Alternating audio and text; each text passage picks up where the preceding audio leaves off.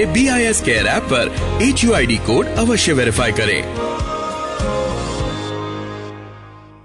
नमस्कार, आकाशवाणी चंडीगढ़ से प्रादेशिक समाचारों के साथ मैं पंकज धीमान।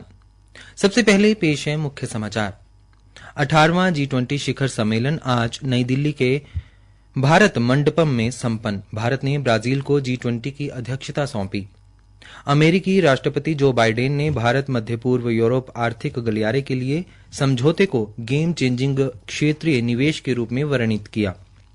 नशा मुक्त हरियाणा का नारा लेकर साइक्लोथॉन साइकिल रैली आज चरखी दादरी पहुंची।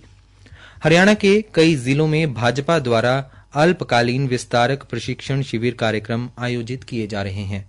और पानीपत के स्मालखां स्थित सेवा साधना केंद्र में अखिल भारतीय ग्राहक पंचायत के स्वर्ण जयंती वर्ष समारोह का आज समापन हुआ।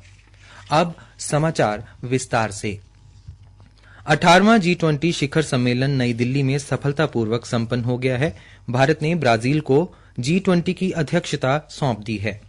समापन समारोह में प्रधानमंत्री नरेंद्र मोदी ने ब्राजील के राष्ट्रपति लुइस इनासियो लुला डी सिल्वा को औपचारिक रूप से G20 की अध्यक्षता का प्रतीक हथौड़ा सौंपा। इस अवसर पर श्री मोदी ने विश्वास व्यक्त किया कि ब्राजील की अध्यक्षता में G20 साझा लक्ष्यों को हासिल करने में समर्थ होगा। उन्होंने यह प्रस्ताव भी रखा कि इस शिखर सम्मेलन में तय किए गए मुद्दों की समीक्षा के लिए नवंबर के आखिर में समूह का वर्चुअल सत्र आयोजित किया जाए। G20 की अध्यक्षता का प्रतीक स्वीकार करने के बाद ब्राजील के राष्ट्रपति ने कहा कि वर्तमान विश्व में धन अब भी अधिक केंद्रित है, जबकि लाखों लोग भुखमरी से त्रस्त हैं। उन्होंने आय, स्वास्थ्य देखभाल, शिक्षा, भोजन और स्त्री पुरुष के बीच अंतर जैसी असमानता के मुद्दों से निपटने की आवश्यकता पर बल दिया। इससे पहले प्रधानमंत्री नरेंद्र मोदी ने नई दिल्ली में एक भविष्य विषय पर G20 शिखर सम्मेलन के दूसरे और अंतिम दिन तीसरे सत्र की अध्यक्षता की। भारत की G20 अध्यक्षता के लिए मुख्य समन्वयक हर्षवर्धन श्रृंगला ने कहा कि शिखर सम्मेलन के दौरान G20 में अफ्रीकी संघ का शामिल होना और नई दिल्ली घोषणा की स्वीकृति भारत के लिए बड़ी उपलब्धि है। शिखर सम्मेलन के पहले दिन G20 सदस्य देशों ने सर्वसम्मति से नई दिल्ली घोषणा स्वीकार की। इससे भारत की G20 अध्यक्षता के लिए महत्वपूर्ण जीत माना जा रहा है। इसी बीच ब्रिटेन के प्रधानमंत्री ऋषि सुनक और उनकी पत्नी अक्षता मूर्ति आज सुबह अक्षरधाम मंदिर गए और पूजा अर्चना की। अमेरिकी राष्ट्रपति जो बाइडेन शिखर सम्मेलन में भाग लेने के बाद वियतनाम के लिए रवाना हो गए।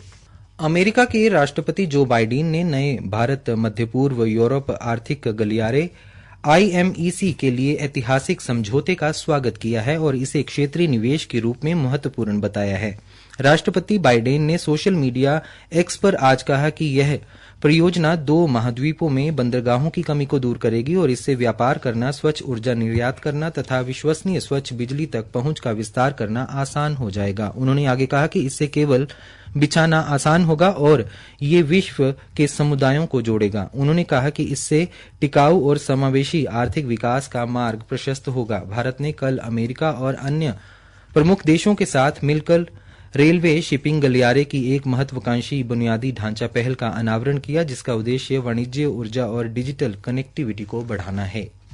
हरियाणा राज्य विधिक सेवा प्राधिकरण द्वारा कल 9 सितंबर को पूरे हरियाणा में वर्ष 2023 की तीसरी राष्ट्रीय लोक अदालत का आयोजन किया गया, जिसमें पूर्व मुकदमेबाजी और लंबित दोनों चरणों के कुल 3,14,216 मामलों का निपटान किया गया। इस दौरान पक्षकारों के बीच 9,52,27,50,915 रुपए की कुल राशि का निपटान हुआ। यह हरियाणा राज्य में अब तक आयोजित राष्ट्रीय लोक अदालत में निपटाए गए मामलों में सबसे अधिक संख्या है।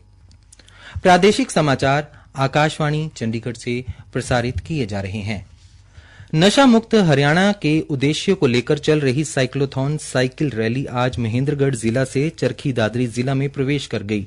हरियाणा उदय आउटरीच प्रोग्राम के तहत चल रही इस साइक्लोथॉन को प्रदेश के सामाजिक न्याय एवं अधिकारिता मंत्री ओम प्रकाश यादव ने राव तुलाराम की मूर्ति पर पुष्प अर्पित कर खुद साइकिल चलाकर साइकिल यात्रा को रवाना किया। इससे पहले यहां पर मौजूद जनसमूह को संबोधित करते हुए उन्होंने कहा कि नशा एक ऐसी बीमारी है जो इंसान के दिमागी संतुलन को बिगाड़ देती है।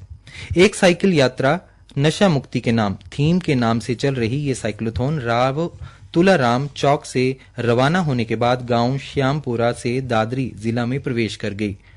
पूर्व शिक्षा मंत्री रामबिलास शर्मा ने अपने सतनाली निवास स्थान पर साइकिल रैली का फूल मालाओं से स्वागत किया। ये साइकिल रैली कल भिवानी के लिए रवाना हो जाएगी। पंचकूला में अंबाला लोकसभा अल्पकालीन विस्तारक प्रशिक्षण शिविर कार्यक्रम आयोजित किया गया। 2 दिवसीय प्रशिक्षण शिविर में अलग अलग 10 सत्र आयोजित किए गए। इनमें अंबाला लोकसभा के लगभग 450 अल्पकालीन विस्तारकों ने प्रशिक्षण प्राप्त किया। भाजपा प्रदेशाध्यक्ष ओम प्रकाश धनखड़ ने बताया कि लोकसभा चुनाव 2024 में जीत सुनिश्चित करने के लिए भाजपा द्वारा एक बहुत ही महत्वपूर्ण और बड़ा कार्यक्रम अल्पकालीन विस्तारक योजना शुरू की गई है। प्रत्येक विस्तारक को एक शक्ति केंद्र जिसमें 5 बूथ आते हैं की जिम्मेदारी सौंपी गई।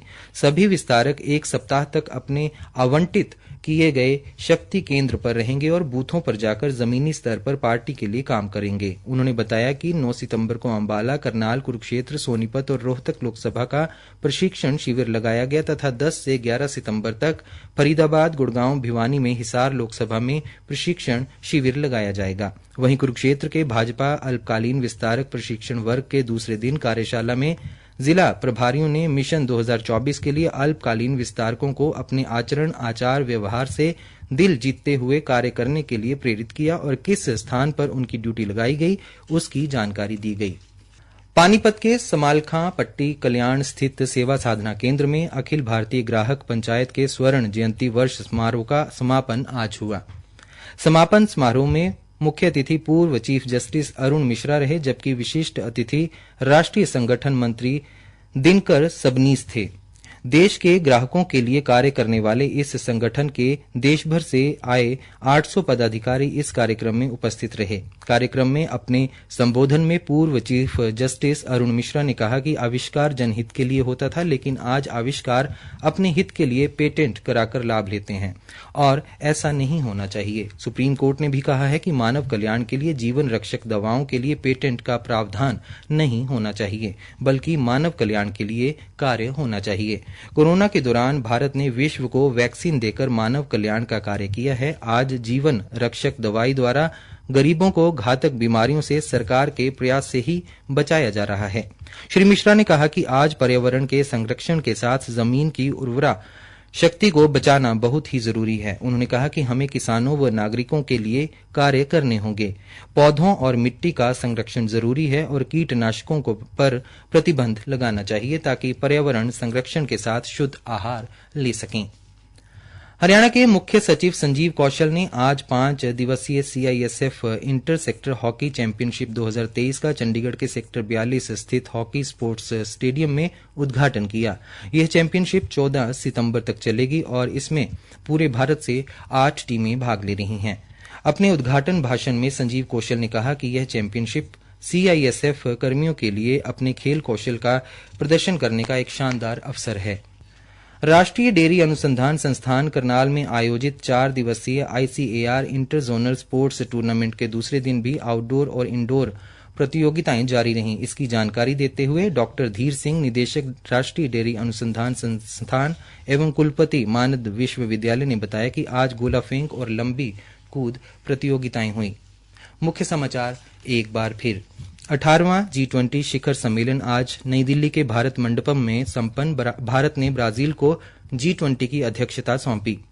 अमेरिकी राष्ट्रपति जो बाइडेन ने भारत मध्य पूर्व यूरोप आर्थिक गलियारे के लिए समझौते को गेम चेंजिंग क्षेत्रीय निवेश के रूप में वर्णित किया। नशा मुक्त हरियाणा का नारा लेकर साइक्लोथॉन आज चरखी दादरी पहुंची।